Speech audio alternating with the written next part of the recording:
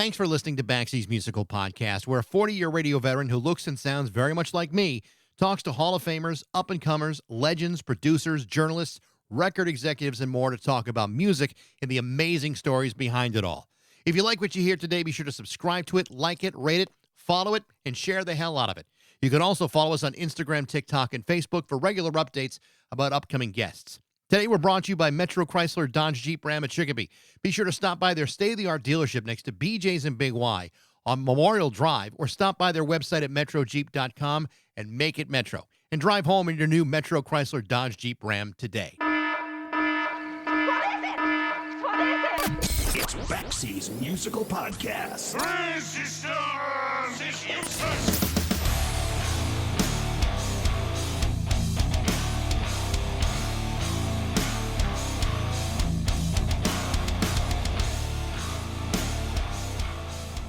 There used to be a time when people believed the very best thing that could happen to a band, or any musical artist for that matter, was to get signed by a major record label.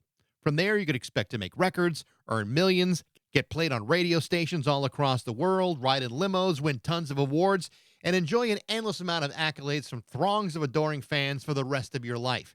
And while that seems great, the reality is that even in the best situation, it all comes at a cost.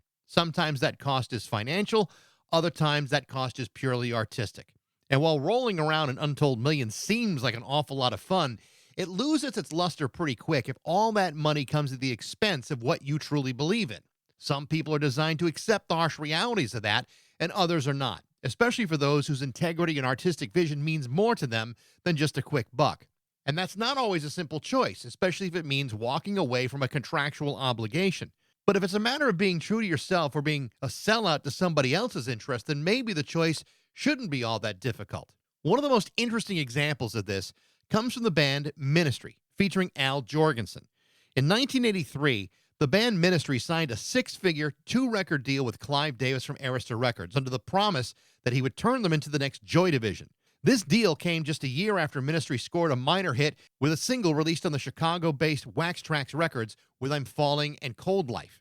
Now, at the time, landing this contract with Clive Davis seemed like a huge opportunity. Except things quickly soured when Arista Records insisted upon changing everything about the band, from their look to their sound, even hand-selecting the songs for their first album, 1983's With Sympathy.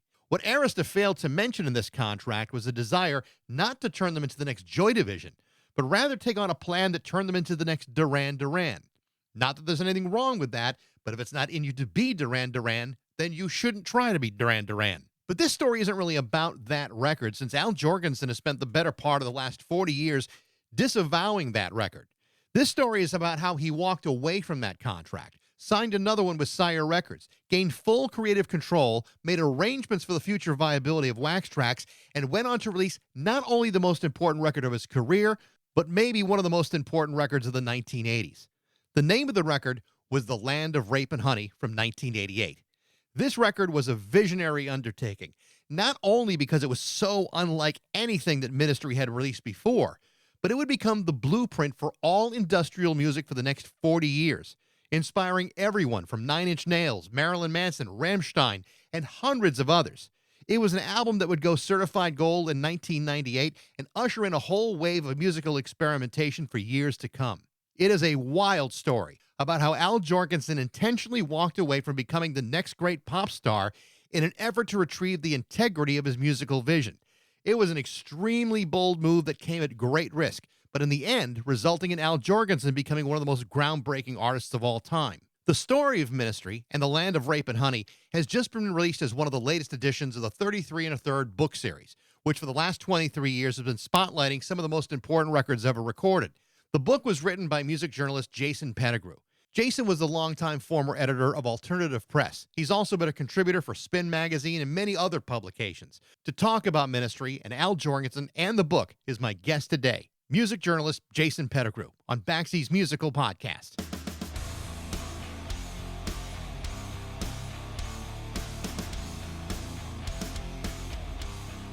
Just want to get a little bit of background on your writing career. You've been a freelance writer for a long time. You've been the former editor of Alternative Press. How did you get involved in writing and into the Alternative Press?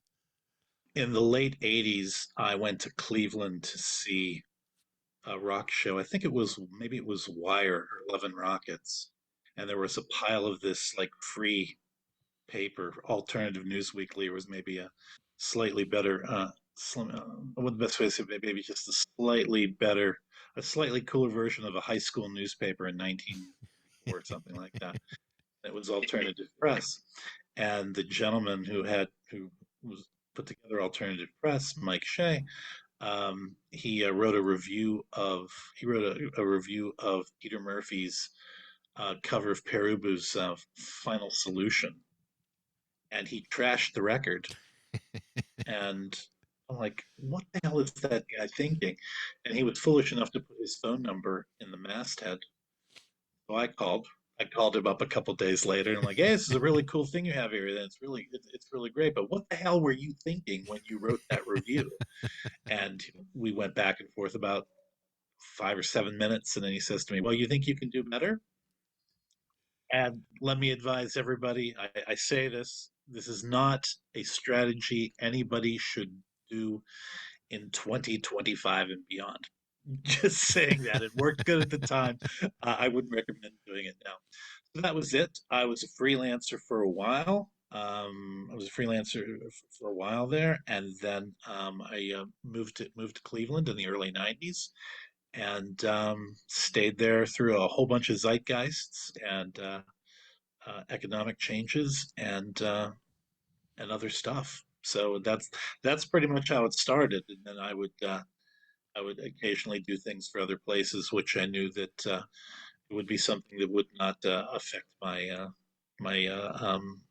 position there, so to Right. speak. And that was it. And Peter Murphy never responded to you and say, thanks for sticking up for me. Or the guys from Peer Ubu never said, hey, dude, thanks so much for backing us up. Nah, not at all. I did, however, completely unrelated. I was asked to provide liner notes for a reissue of Peter Murphy's Love Hysteria record that was coming out on the Cherry Red label. Like I don't 2010, something like that. I think 2010, 2012, something like that. But no, that is literally the beginning. That was the beginning of my involvement with alternative press in the late '80s. So I mean, it's a pretty good stretch. You were writing for alternative press or editing for 20 some odd years, right? It was a good long time. I was there. I was a freelancer, and then they brought me on as senior editor, and I was senior editor for uh, a good couple of years, almost 10 years. And then I ascended to editor in chief status in 2000. And then I was there out, and I was out of there at 20. When was that? 2020. So when it comes to this latest book, the 33 and a third series, I mean, I don't know how many versions there have been, editions have been released since they started this, but in a lot of cases, it's a really interesting series where it focuses on one record in particular. When it comes to writing this particular book, how did that happen? Was that something that you had to like apply for? Did they pursue you? How did that happen? I have two dear friends of mine who wrote 33 and a third books. Annie Zaleski, who did Duran Duran's Rio, and DX Ferris, who did Slayer's Rain and Blood. And they've for years heard me rail on about my two favorite records in life, which are Brian Eno's "Here Come the Warm Jets" and Mm. Ministry's "The Land of Rape and Honey." And they finally just kind of loved me into like, just do it, just do the because they make you because 33 and a third staff they want to make I mean they want to make sure you can write. Well, you prove And that. they want to make sure you know what they want to make sure you know what you're talking about. So essentially, um, yeah, I did that, and it's not an arduous process, but it's there are a lot of questions that they want answers, and they want samples in your resume and all that stuff. And I decided to do it, and I was just kind of you have that. I don't know. I still have this when it comes to bigger things like this. I still have that imposter syndrome thing. It's like, oh my God, there's 500 people at least applying for it to get one of their books made. It's not going to be mine, and they picked mine, and I was like, oh dear, now I have to write it. you know, but it's up to that. They do make you. They do make it. It's a very intelligent, intelligent. Um, what's the term? The whole criteria. They ask a lot of questions about Yeah. things, and they want to know. They want to know because obviously you have to sell to a bunch of people that may or may not have heard the record, and you have to. It's if I'm going to be crass and crude, it's like, why should we spend money to kill trees to make this book, Jason? And that's ultimately what you have to do. Which I mean makes entirely perfectly good sense. That's why it allows for the range of diversity of the sonic diversity of that whole entire series. Sure.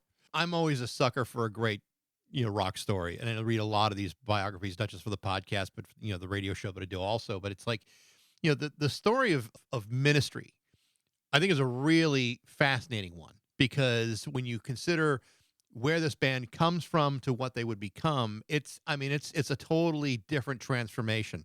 And it's not just because, the Land of Rape and Honey is such a seminal record, but the story of how Al Jorgensen gets there, I think is absolutely fascinating. I mean, I know you say this is like one of two of your favorite records. What is it about Ministry and specifically the Land of Rape and Honey that connects so much to you? Um, this is going to be like a support group. I was a recovering prog rock when everybody was listening to Journey, Boston Sticks, Kansas, all that stuff. I genuinely dislike. I was listening to all the arena prog, your ELPs, your Kingdoms, yes, Genesis, all the usual suspects. But then, if you're of a certain age, you're familiar with the Gem Records catalog, which was the big importer back in America in the 70s, was bringing all sorts of great electronic and prog rock records, importing them into America. So, uh, you know. I'm proud to say I was the first guy who bought Steve Hackett's first solo album as an import. Wow. That you know what I mean? Like, wow, gee, dudes, yeah, I won an award because I tied my shoes this morning. I think that so what had happened was all of my prog rock heroes made their absolutely horrible records in the 70s. And I'm like, okay, I'm done. And I made the hard turn into punk and new wave. And Right. as they were, as that community, I can name you five bands that go under the name new wave, and they don't sound the same. And I wanted something that was kind of vicious, but I also liked synthesizers and the electronics and things like that.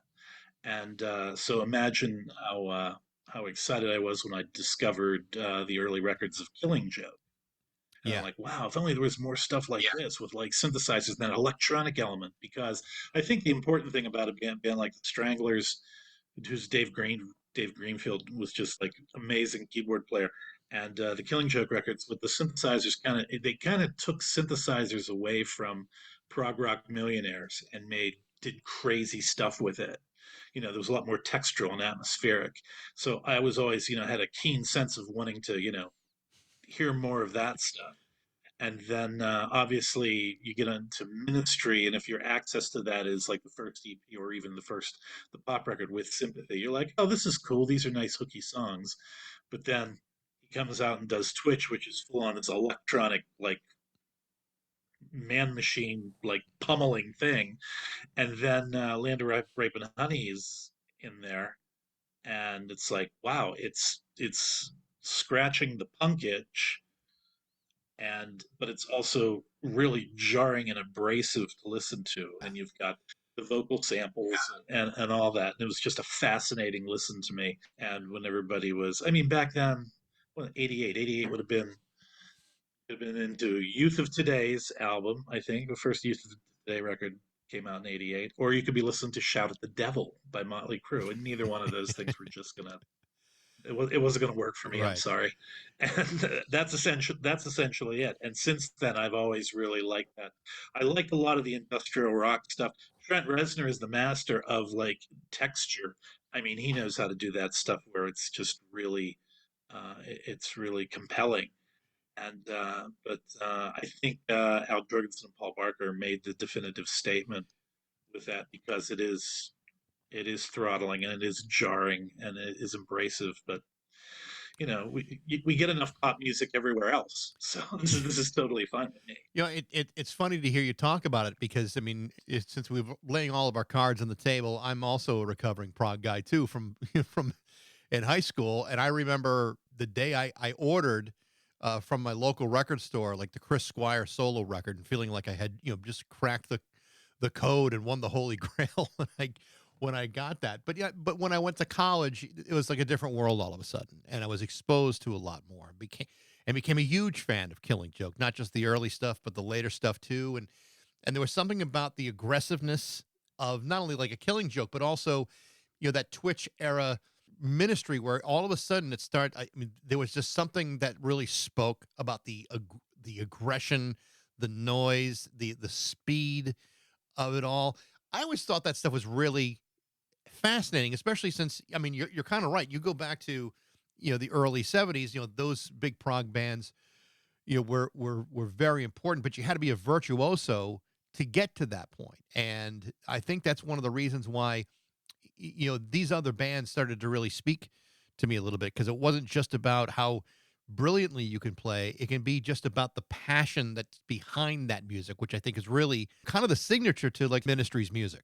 Oh yeah, I mean, I think so. I think it was kind of, you know what I mean.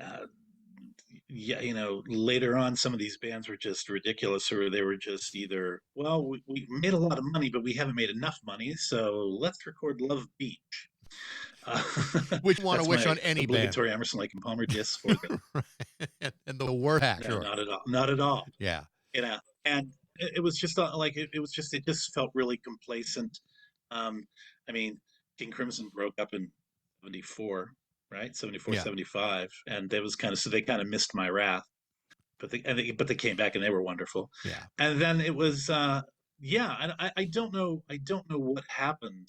And like I guess some point in the '80s there was, well, progressive rock as we're defining it this way has always been around. I mean, like all of my friends, like, you should check out Marillion. And I went, nah. And but having said all this, I must admit that Steven Wilson, who was the remaster remix guy, of du jour right now for reissues or all those prog records, and obviously he's got a solo career, and obviously Porcupine Tree was very important in the neo prog thing. He did that he compiled that 4-disc compilation called Intrigue, Mm-hmm. which is like all of these types of bands, or like kind of new wave bands or something like that, but they kind of crossed over with a type of, it's all considered post punk, but there is also kind of like a post prog type of thing where there is some musicianship, but there's a lot more directness, and there is that electronic thing that can be planned, haphazard, or accidental. And I think that's really, I think that's the thing that makes it captivating to me. And if it's not captivating, it's like, oh, then it's just stuff. I Right. mean, to say you can say that, and everybody does it. You can say that, oh, insert popular radio rock band here. Oh, they suck. No, they don't. They just exist because they don't have any definable characteristics that will make you go, oh, that guy can't play. That guy, it's just stuff. And it seems like it's produced by accountants and made by committee, and all that. And there's a lot. That's what's missing. I don't know why everybody, but I think a lot of people like character now. I think people like defined personalities on a sheer perversity level. Yeah, I was in college just after With Sympathy was released. And and for what it is, I mean, it's basically a very good 80s synth pop record.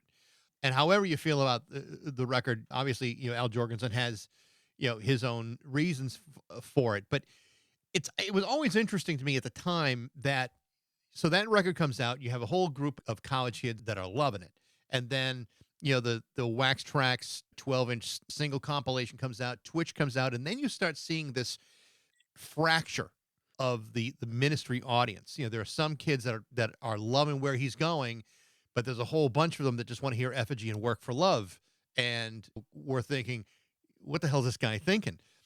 Obviously, I mean, you were a guy that was kind of understanding or feeling the direction he was going in, but he has always looked at With Sympathy with some level of disregard or disdain, and there are reasons for that, and we'll get into into the nuts and bolts of that. But when that first album came out, did you have a sense of that, whether that record was good or bad or indifferent? I mean, what was your sense of that early Ministry stuff? I love With Sympathy. I think With Sympathy is great. There's great hooks. There's great synth lines in it. There's weird, like I said, the textural effects in places and all that. I genuinely love that record. I remember I remember when I was on tour with the Ministry, the adjunct band Revco. Can I say I can say Revco. I can't say their real name, can I? No, Am I allowed to? you can say Revolting Cocks if you really need to. It's okay. I can say revolting cocks. It Okay. is what it is. Hey, exactly. So I remember we were waiting to get on the bus and go to Detroit, and I was somebody in the room. I don't know what it was one of somebody that brought up With Sympathy and Albert. This was like 1990. He was livid. Yeah. I go, oh, leave it alone, man. That record's great. And he's like, shut up. I'm like, there's a lot of tough stuff on that record. He's like, no, it's not. It's pop. You're a fucking idiot if you think there's anything hard on that record. I'm like, okay. So I was the whipping boy for a couple of days after that because of that. I think that I think that that record is I think that record's great. I think the pop hooks and all that. And I know the big consternation about that record is that it is commercial and it's pop and it's produced and all the stuff that's kind of geared for the marketplace because that's the way Clive Davis wants it to be. Well, that's a fascinating part of this is because Ministry releases a little bit of music. It comes into the attention of Arista and Clive Davis, and he promises Al Jorgensen the world and says, we're going to make you into the next Joy Division. But the reality is that Clive Davis is a businessman and is looking to make hits. And in a lot of ways, he's kind of grooming them to be something that they are not prepared to be and not expecting to be. And I'm wondering if Al sees that. Obviously, he is had been very angry about it. Did Arista just misjudge who Al Jorgensen was and what he was all about, or for them was it just business as usual? I think it was just business as usual. Because and Al being naive and actually been given money to make music and not having to get a straight job in his 20s and all that.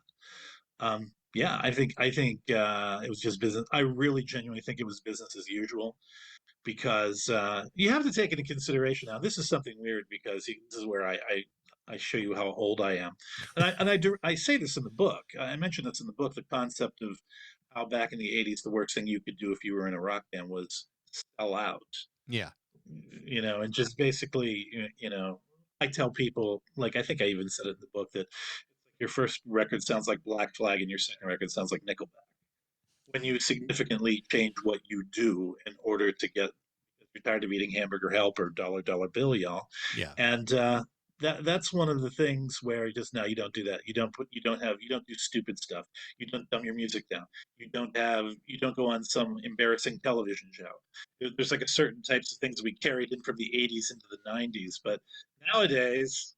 Again, I say it in the book where it's like we're living in the late stage capitalism, and when everybody does when the local pop punk guy who sings through his adenoids gets his single on a toothpaste commercial, as they say, don't hate, congratulate. Yeah. And so the paradigms completely shift there as to that. But so now we don't. You say that to young people now, and then just look up from their device and go, "Oh yeah, cool story, brah." It's it's a completely different cultural milieu. Yeah. You know what I But mean? but it's also interesting that okay, so you could make the argument that the first record was the sellout, but in many ways everything he did after that was to reclaim all of that. And in many ways there were a lot of people that thought that what Ministry was doing was almost like a career suicide. I mean, to walk out of a contract, to do the kind of music that Al Jorgensen wanted to do, not necessarily commercially accessible to everybody that may have loved With Sympathy. It takes an extraordinary amount of balls to even put yourself in that position to fight a Clive Davis. Yeah, it was actually it's a big part of the Ministry legend now. It's part of the legend where it's like I he Al would always say to me, "You're supposed to do it in reverse. You're supposed to come out with a really hard, mean, fucked up record, and then you kind of end up being nice, pleasant, melodic, toothless." And, he says, "I did it in reverse. I came out and I got rid of all of that. I got rid of all of that sellout maneuver stuff and started making the music that I wanted to hear." It's part of the lore because Yeah. I don't know a lot of. I'm trying. I don't know of a lot of other bands who just let's get progressively crazy or something like that. I don't know. I was just listening. I was talking to somebody about Talk Talk, and they had pop hits, and then by the end of the band, they were doing these textural post rock / ambient type things. So that immediately comes to mind, but it's like a different context altogether. I'm just trying to figure out when you're trying to sell this sucker, because it's in the words of Lily Tomlin, one of my favorite quotes in life. It's not called show art; it's called show business, Right. and that's the thing that everybody needs to face. So it's an interesting time, and good for Al that he was able to deliver the goods in a way that has reverberated almost 40 years later. One of the other parts of the story that I think is pretty interesting is between the first album and Twitch, he gets pursued by Sire Records and Seymour Stein, and initially refuses it, but he does something that I think is really interesting. He eventually does sign. He gets basically full creative control, but he also does something that I think is really interesting. Is he cut a deal that basically allowed Wax Trax, the record label in Chicago, to kind of be propped up for a good deal of time. Explain that a little bit if you can. I don't know the specifics of the deal. I think Wax Trax needed. It had a very good business happening with the record store. I mean, that was certainly a destination place for any record collectors. But I think that they wanted to do. I mean, they just wanted to do more stuff. And I don't know. Well, it costs more to press a record now, but back then we would look at that. The cultural thing. We would look back then like, well, it's going to take this much to do this and design that. And I think there was an idea that I think that it primarily came from a dedication to Al's dedication to Wax Trax founders, Jim Nash and Danny Fleischer. I mean, those guys like lifted him up. Those guys lifted him up, and I think really, not sure exactly what the economics of it were, but I think that everything that he's done has paid homage to them in some respect, and I think really that's what it comes from. If you win the lottery, I mean, I know if I win the lottery, if I were to win that crazy Powerball thing, and I don't know how many non billions I would have or something like that, I would do things like finish my friends' mortgages for them and stuff like that, Yeah. and maybe get myself one of those turntables with a $30,000 tone arm. But Remind me to give you my address after we're done here, just in case you have any crazy ideas. no problem, no problem. But I think there is a great sense of loyalty there. I was told, I shouldn't be saying this to verify it, but I was told that one of Al was incredibly upset that he couldn't make it to Jim Nash's funeral because of the attention seekers. Oh, Yeah. Jorgensen's going to be there. I can push his demo. I can push my demo into his hand. Do you know what I mean? It was just Yeah. it was. Yeah. I mean, and it was back then. It was certainly a concern. But um, there's also he was very. I think he was very dedicated to those guys in a big way. And I'm all about it. I'm all about it. I don't hear a lot of stories of like, hey, indie label who helped us out. We've got this big deal with Poly Sutra, and thanks. And I know we appreciate what you did for us. So here's like 30,000. Go promote some more local bands or something. You know what I mean? I don't know. I haven't heard those stories a lot. If anybody wants to send them to me, Well, most of go ahead. I'd love to hear most of them. the stories are the band gets too big for an independent label, and that's the last the independent label ever hears from that band ever again. They just move on and get bigger or whatever. And they kind of like left in the dust. And that's you're more likely to hear that kind of story than a guy that goes back and says, "Hey, I really appreciate what you did for me early on, and here's what I can do to help you." That doesn't happen very often in business. Never mind just music, but that's a really telling thing about maybe the kind of person that Al Jorgensen really is. Yeah, I mean, it's a very punk rock. I mean, it is genuinely a very punk rock thing, in the true sense of the word. It's like, because you're already a punk rocker, so you're marginalized. So you've got to have everybody's back who's in the same psychic or cultural foxhole that you're in. Yeah. That's the way it is these days. I don't think it's every man for himself, but One of the important parts of this story is during Twitch. Ministry is working with Adrian Sherwood, and it's a relationship that I think really informs Al Jorgensen a lot as to where he's going to go next after this. And I've heard him talk about how much he tried to learn from Sherwood, during Twitch as he moved forward. What's your take on the relationship between those two, and what Al was able to draw from him? I think once again this goes back to Wax Trax founders Jim and Danny, who were playing a lot of Adrian Sherwood productions in the Wax Trax record store, and he kind of they turned him on to Adrian Sherwood, to these like these heavy deep dub reggae records that he was making, and so that's how he got involved. And then a lot of European bands or something, they were seeking out Sherwood for mixes and things like that. Um, so I think that at that point in time, Sherwood was the guy. He was like the iconic person who was making these records, and even like I think he did Depeche Mode's. He do People Are People, where there was sampling and I things think like that, because there was saying yeah, there was sampling things, and Sherwood was at the forefront of that, but like somehow Depeche Mode were able to take it to the bank, which Seymour Stein goes, "Oh, I would like some more of that," because he was obviously Depeche Mode were on fire in America. I think there was also I mean, learn from the best, right? That was the idea, because like one of the phrases that popped up when we were talking to Al about Adrian Sherwood, he would always define it as learn while you earn.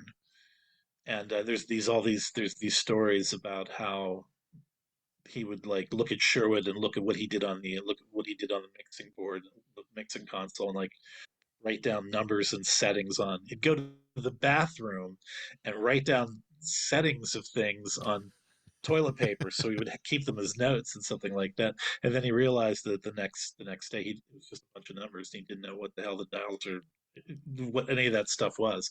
But that thing, I mean, it's very important, because I think Sherwood said, "Oh, it was basically, what do you want to do?" And side two is what Al wanted to do. Side two of Twitch is what he wanted to do, but yeah. and he even told me as much. He was just saying things like the first side is going to be the songs, and the second side was going to be like the pounding, repetitive beats, the lease breaking stuff, if you will. But I think it's he's Sherwin is very crucial, because he was the guy, and he was kind of like he was definitely the guy at the time who's doing the type of sonic sounds pretentious sonic architecture that Al was looking for.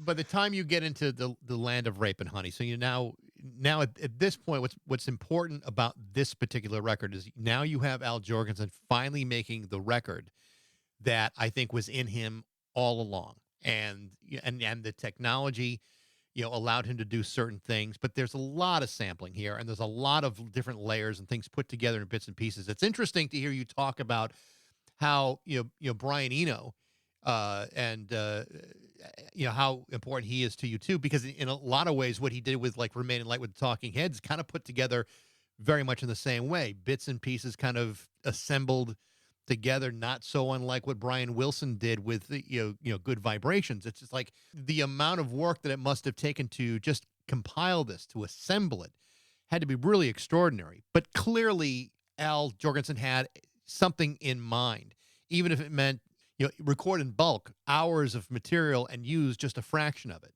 I mean, it really is a pretty remarkable approach to what winds up becoming, this seminal, almost genre creating, legitimizing record. Tell me a little bit about that whole process of putting that record together. Well, it's really weird because now Paul Barker is an official partner in Ministry at this point in time, and Al Al really liked Paul because Paul was into a lot of experimental things and wanting to do crazy stuff.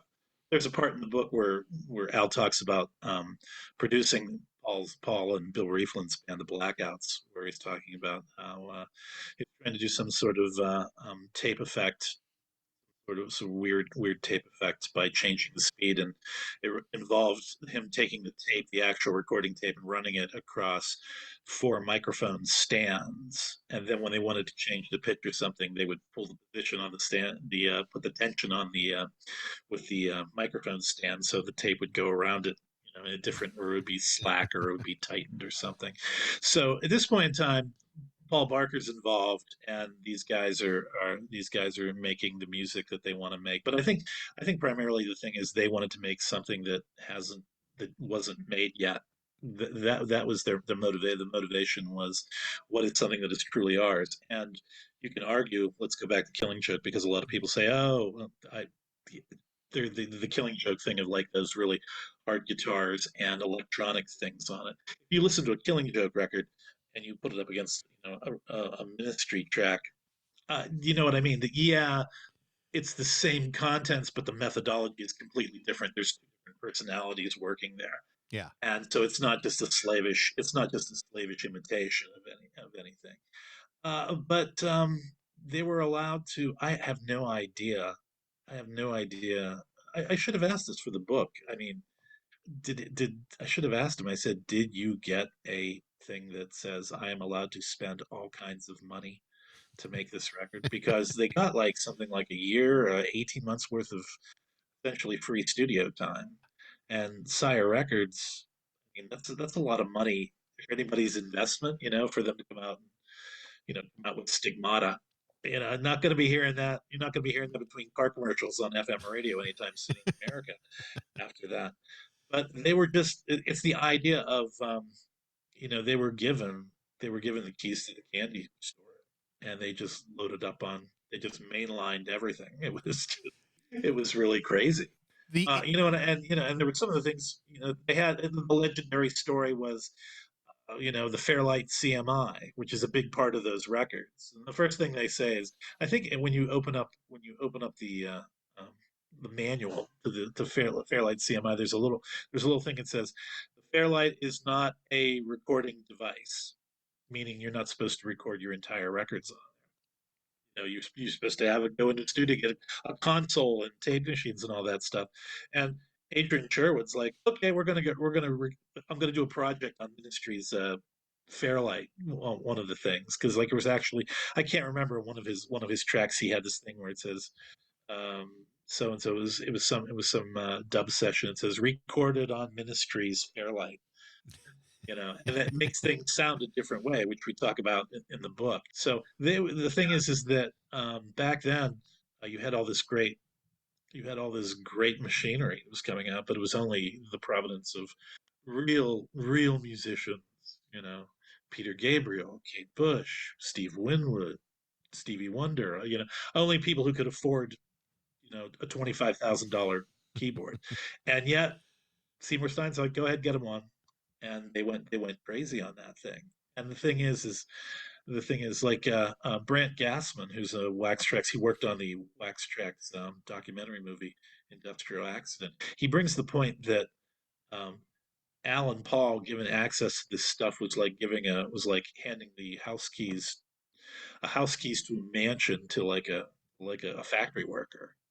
Yeah. It was just like they had access to all of this stuff that nobody else could get of a certain type of echelon.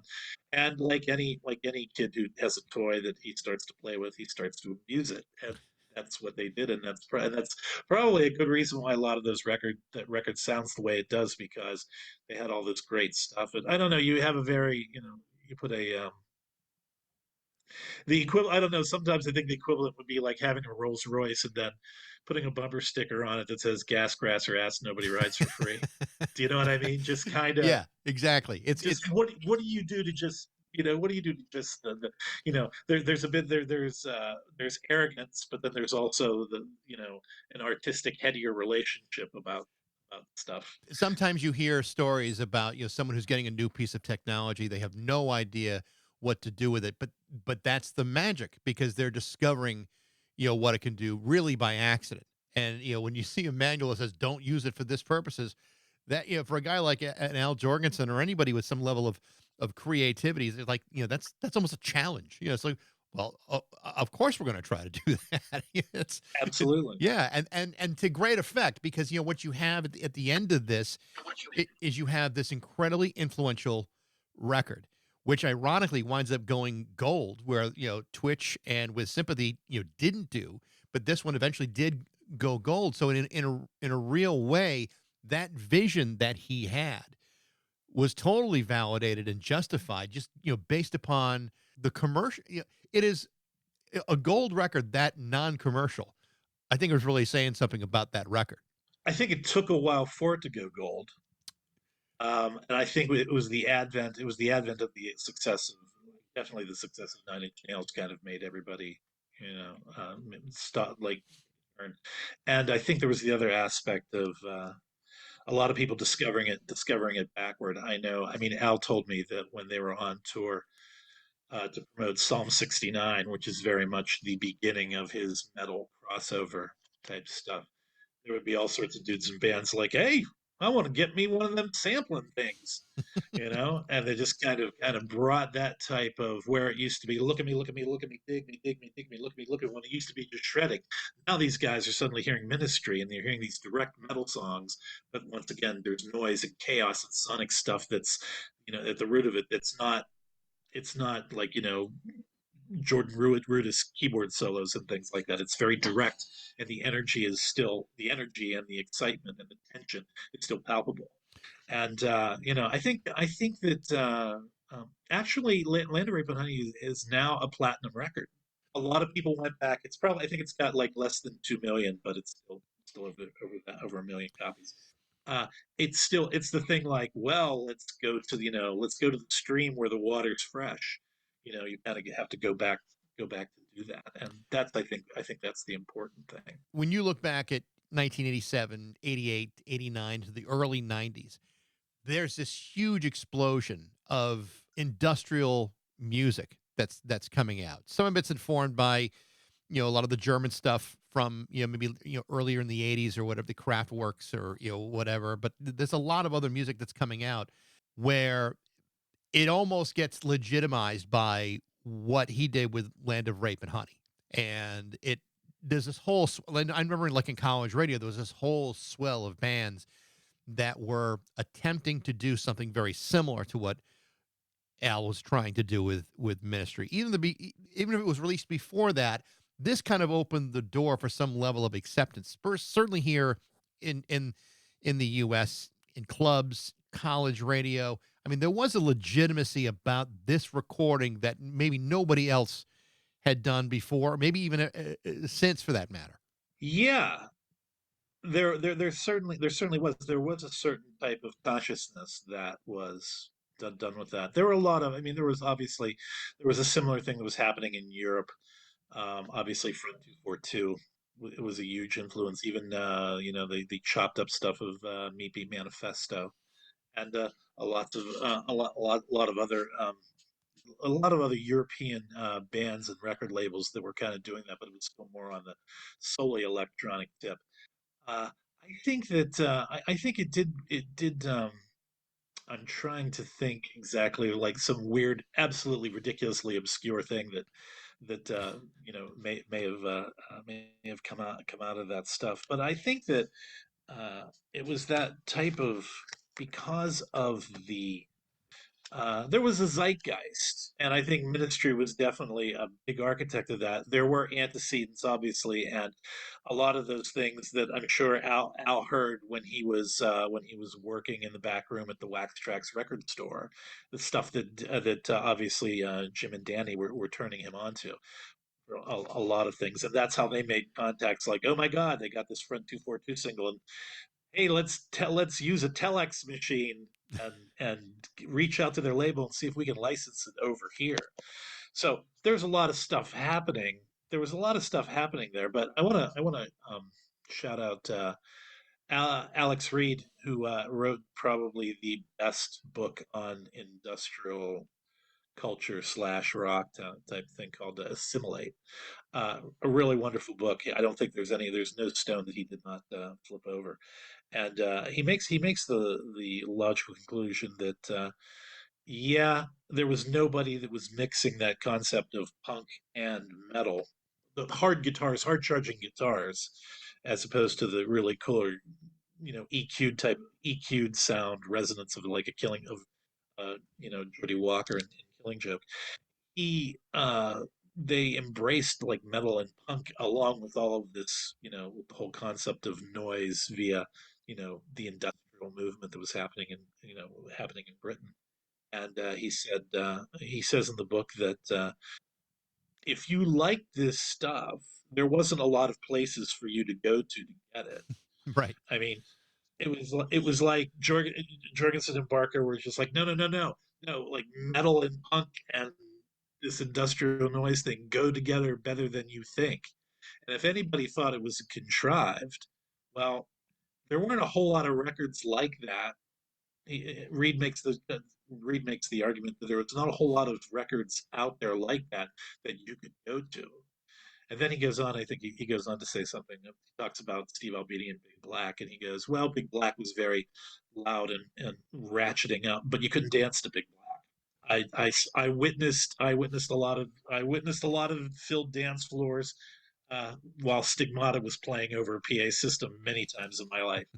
I mean that song was inescapable. You Yeah. couldn't go anywhere. I couldn't go into a record store. I couldn't go into a club. I couldn't go into a college radio station. Somebody just got done just putting it on or something like that. That thing was definitely ubiquitous in the underground. You're absolutely right. I mean, it does it opens doors for other people to kind of you consider that kind of music. But what it also does in a very real way is it kind of unlocks the door for Al Jorgensen too, because he's not just focused on Ministry now. Now he's focused on a number of different projects, and whether it's Thousand Homo DJs or Lard. I mean, he's kind of expanding everything once this happens, and it's interesting how does he choose one song to go to one project or one song to go to another. He's able to do it, but I mean, at that point he just becomes this prolific artist where he's just doing so much at once. It's pretty remarkable what wound up happening as a result of this.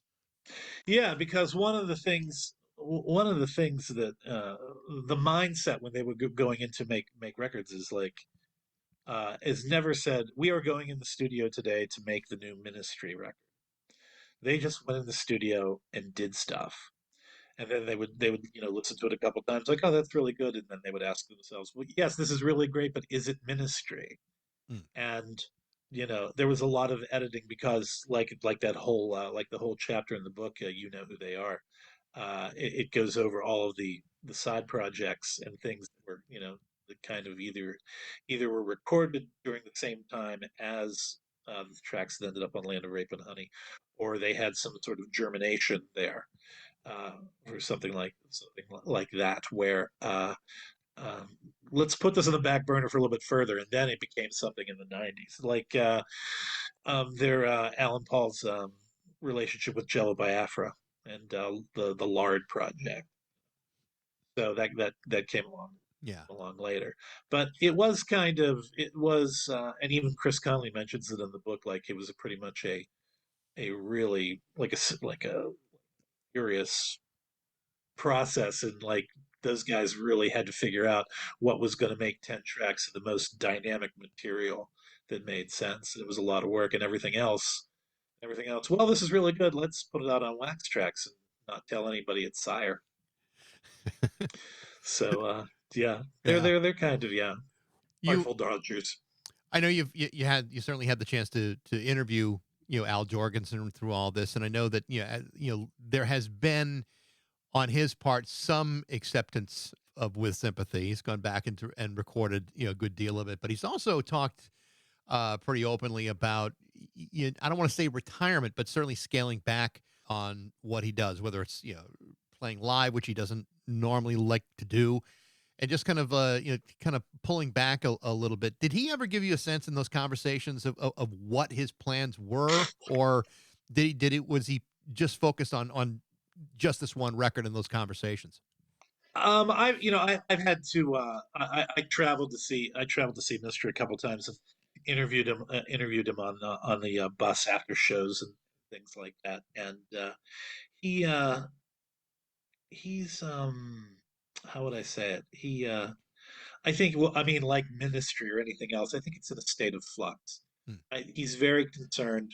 He is very concerned about the plight of musicians, streaming services, uh, the tour, the economics of touring, all these things, and he thinks that musicians need some sort of allies, some advocates to help them try to if not ways to do better business, but try to do something things that to appeal to people who could be in a situation to make them, make touring and being a musician a more viable thing, as opposed to, well, we're going to play arenas and all we're going to do is sell T-shirts and napkin rings and all that stuff. So he's very, he feels very strongly about being an advocate for musicians. Period. He also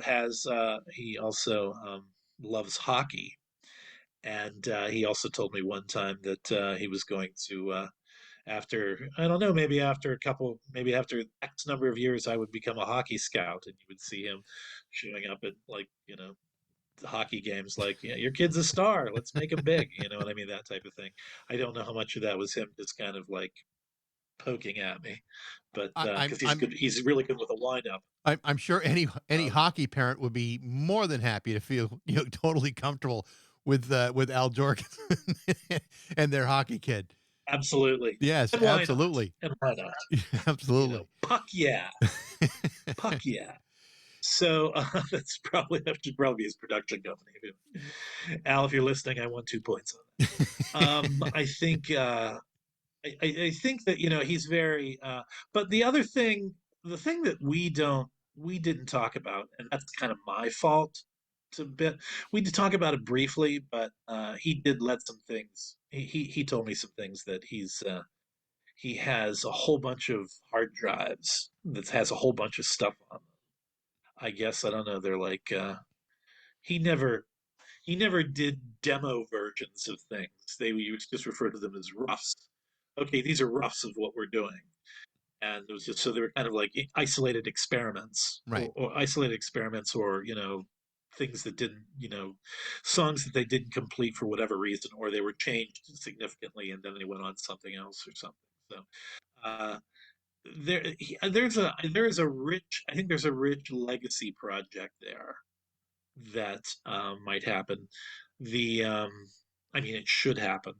Yeah. There's a Obviously in Land of Rape and Honey, he talks about working with the cut up method of things, where they were like just cutting up tapes and throwing them on the floor and taping and putting them back up and seeing how they, uh, a lot of that stuff Paul Barker hated. Just like, oh, this is terrible. And I think the only one that really made it to the record was Destruction, the song Destruction. And he has all sorts of tape recordings. He has all these tapes of these experiments that are like that, these sonic experiments that he didn't throw away or he didn't bulk erase or anything. So there's probably some interesting stuff there that that needs to be gone through as like as an archivist, and there's obviously, I mean, there's other things. I mean, on a pure nerd on a pure nerd geek record collector thing, um, the B side of the Burning Inside 12 inch has a live recording of them covering Skinny Puppy's Smothered Hope. Hmm. That recording is from a live '88 tour, which is the Land of Rape and Honey tour. There's not a whole lot of live material out there from that tour. Yeah. But I'm thinking, where is that tour? Where is that master tape? I've seen I've seen videotapes of I've seen on YouTube people have taken their VHS tapes of the band playing those things live, but there's no recording of that. I'd really love to see a live recording of that tour back then because that was pretty great. And also there's a legendary story about the series of records that were series of Ministry live records that were supposed to come out on Mike Patton's Ipecac label, but Al made the wrong people at Warner Brothers mad, and they shut down the whole content Yeah. entirely, from what I understand. But so there's a lot of stuff like that. Yeah. I don't know if there was a lot of because I think for that era, like Paul Barker told me, a lot of that stuff came out to non-LP. Anything that would be considered non-LP B-side ended up as 1,000 Homo DJs, ETP, whatever the side project was called, or a Revco thing. So I don't know what's left, but I know there has to be There's got to be. stuff. Yeah. Jason, the book is really Yeah, interesting. absolutely. Like I said, I've always been fascinated by this story because I mean, it really is. It defies the like typical logic in music. A guy who's seizes control and gets his artistic integrity under his own control after some pretty interesting manipulation early on. It's an amazing story, and I appreciate you writing about it and appreciate you telling me about it here today. Well, thank you very much, Baxie. I appreciate it. I think it's a record that I still go back to it, like, 36, 37 years later. It's like, yeah. And yeah, and it's a pretty crazy story, I must admit. So It's a I appreciate your interest. Well, Thanks. I'm totally sincere. I like you. That's one of those records where when you feel like you need to have some aggression poured out of you, that's a real that's a real good one to go to. Absolutely. There was one thing I wanted to tell you. You spoke with Barry Andrews from Shriekback Yeah.